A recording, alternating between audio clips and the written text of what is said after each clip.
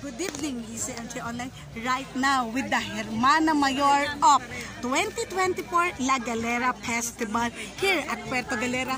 With us is no other than Direk Martan Kitsacibuche, the owner of Acebuche Hotel and Resort, Acebuche Gold Perfume, and Acebuche Perfumery Philippines, and Acebuche, the brand name, the Prince of Scent, Kitsacibuche. Direk Martan, just your message for the second day of the La Galera Festival. If Boracay have the La Boracay now, here officially La Galera in Puerto Galera.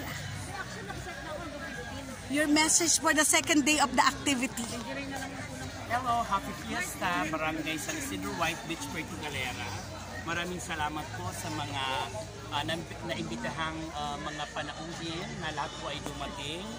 At ako po ay nagpapasalamat sa lahat po ng tumulong, lalong-lalo po ang Barangay Council ng White Beach, Puerto Galera. Maraming salamat po.